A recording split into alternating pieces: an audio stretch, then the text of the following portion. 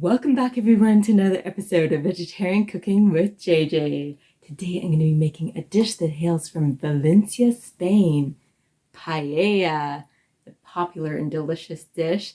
I'm also going to be sharing with you some secrets from passionate cooks and chefs of Valencia, Spain. So be sure to stick around to the very end so you don't miss any of these tips. I'm very excited to get started, so let's head over to the kitchen and get cooking.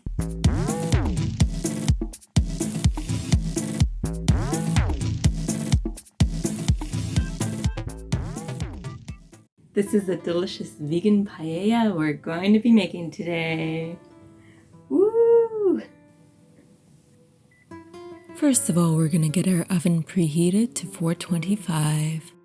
We're going to get a pot of water to a boil so we can pour the water over our Garrofón / Lima beans. You'll want them to soak for at least a few hours. Overnight is ideal. Now we're just going to puncture our tomatoes and place them on our parchment-lined baking sheet. And we'll roast them until they're nice and shriveled.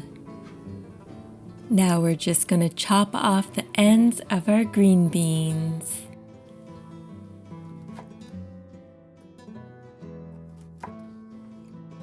You're going to want to turn the tomatoes so they get evenly cooked. And we're going to dice up our onion.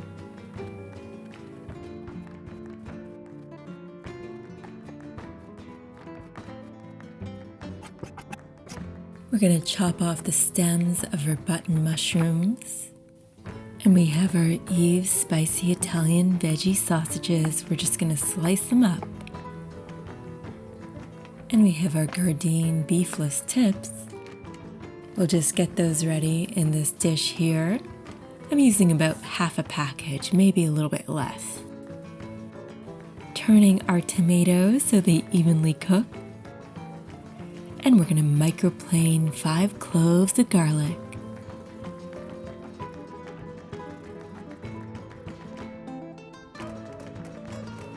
We have our organic saffron. We're going to add a couple of pinches to some water and stir it up so it will infuse nicely in our paella.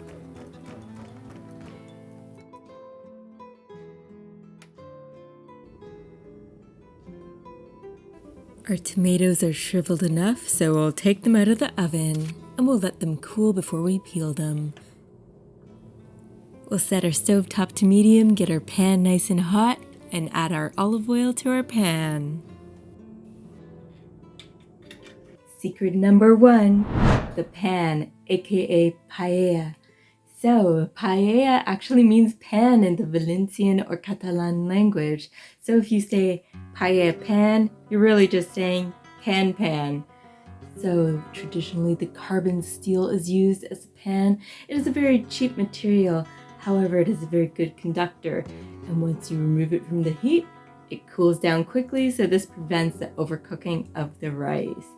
If you were to use a cast iron pan, for an example, you run the risk of overcooking the rice because cast iron retains the heat, so be careful with this if you choose to use a cast iron pan. Also, traditionally, a non-stick pan is used because of that crust, aka socarat. We'll add our salt into our olive oil.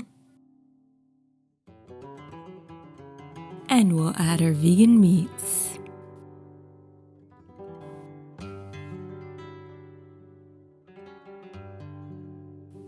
We'll give them a nice stir. And we'll add our onion to the mix.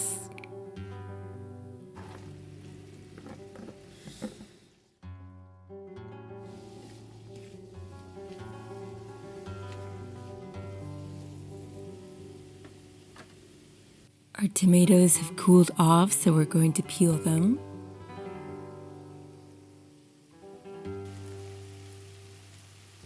Our onions are becoming translucent.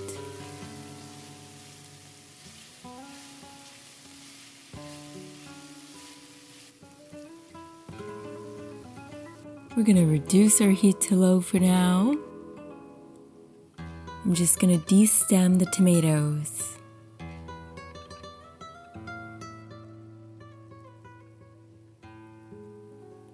and I'll roughly chop them on this plate. It's just more convenient and less messy. Secret number 2, the fire, specifically a wood fire. And when dealing with a live flame, you want to have the grate or the stand 8 to 10 inches above the flame. In Valencia, Spain, they specifically use wood from orange trees. Not only does this provide a specific smoky flavor, but the orange tree wood is easier to control when they want to increase or decrease the flame. And at the end, you want to increase that flame and let it overflow the paella so you get that smoky infusion. Now I'm adding our green beans. Give them a little stir around. I'm adding in our brown button mushrooms.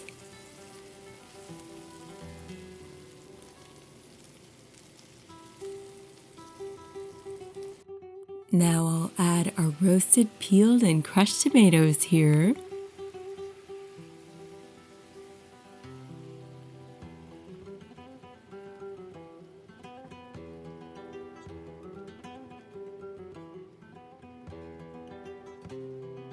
Now it's time to add our garlic paste. We'll mix it nicely.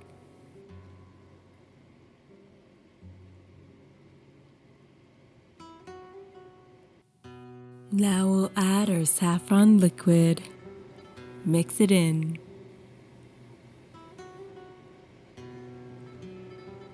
Secret number 3. The oil, the saffron, the garlic, the tomatoes, the paprika, and the rosemary, they're all key components to the perfect paella, as well as the infusion of the broth and the flavors. You will notice that in North America, they add a lot of extra flavors and a lot of extra ingredients. This is not done in Valencia, Spain, and also in Valencia, they keep the land components separate from the sea components. So for the vegan version, you could decide if you want more of an earthy flavor or the seaside flavor. We went with the earthy flavor, and this is what we're talking about as far as flavors go. To put it simply, you don't want to overdo it. Now I'm gonna add our dry short grain rice. 1 cup and a 3/4 cup.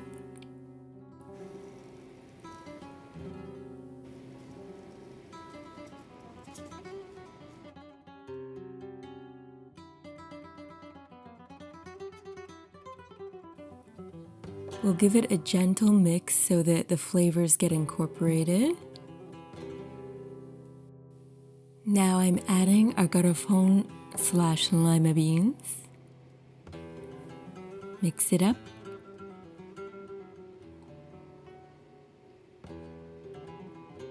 Secret number 4, the rice. It is an ideal component for the perfect paella, and ideally you want to use la bomba, the round short grain rice. This doesn't stick together, it has less starch, it absorbs more liquid, so it will absorb more of the flavor, and if it's cooked properly, it will remain al dente. You do not want to get another type of rice that is going to turn it into a creamy mush. So if you cannot find the la bomba specifically, go for a short grain rice and never go for the long grain rice. Because it is a slower cooking process, you have to consider this. Now it's time to add our Spanish paprika. You want to get the pimentón from Spain ideally. Stir that in.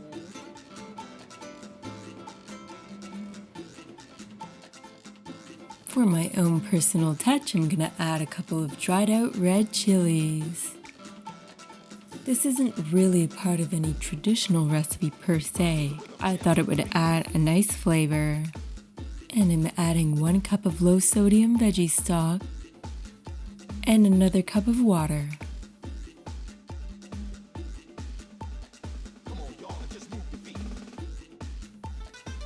You'll want to make sure all the rice is submerged.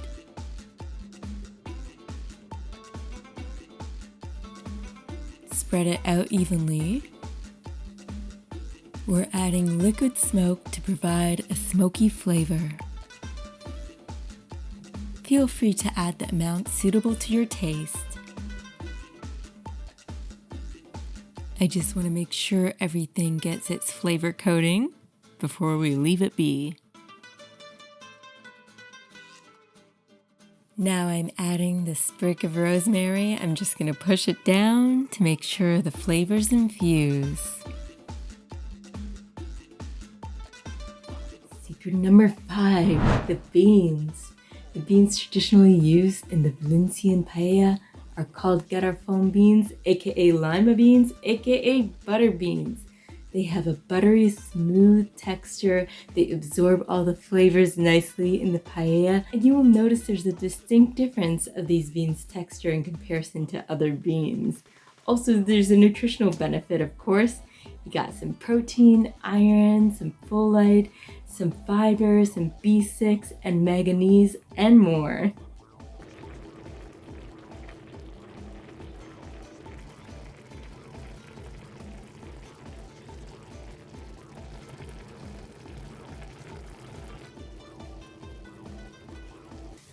So we do want to see if it's done, so we'll do a test to see if the bottom has that crust. And it does feel like there is a crust there indeed. So that's a good sign. I'm just going to taste test it to see if the seasonings are perfect.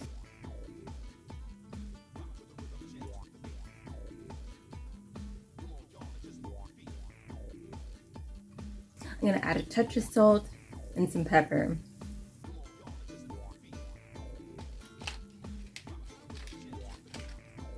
I'm going to squeeze on some lemon juice.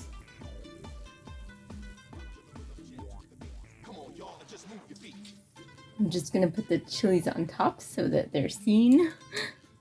And I'll just add some parsley to finish it off. Secret number 6 to the perfect Valencian paella is cooking it slow. And you will notice a distinct difference if you try to rush through it one day and then another day you try to cook it slow. This also provides more love as well as a flavor infusion.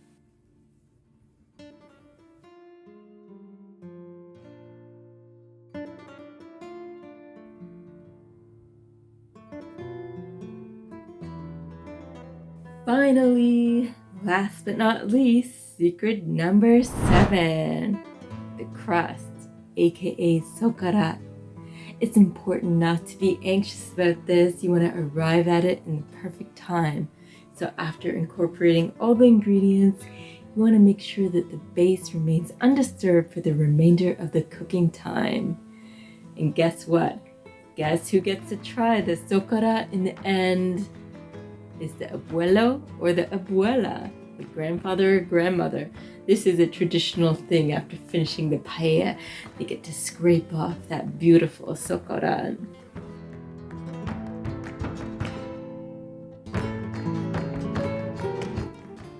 You get a crust on the bottom.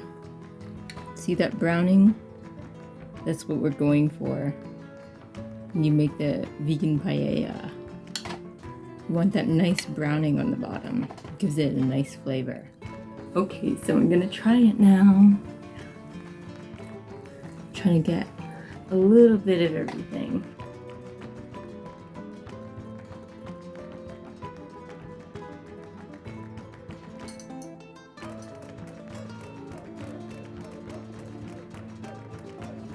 The chili adds a nice flavor. When using the fresh Roma tomatoes, it does make a difference, but you're welcome to use your own tomato sauce if you're on a time crunch.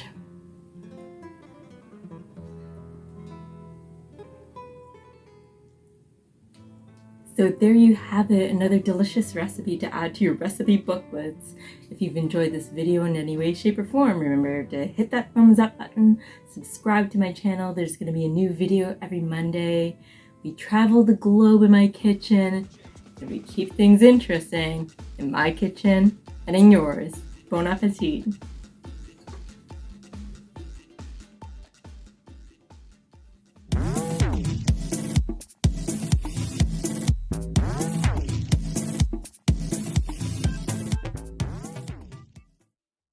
So So let me know, have you been inspired to try out the wood-burning fire method of cooking paella, or are you just gonna stick with whatever you have? Your stovetop, your regular electric stovetop, or whatever the case may be. Feel free to leave me a comment down below. I'll be interested to learn about your experience.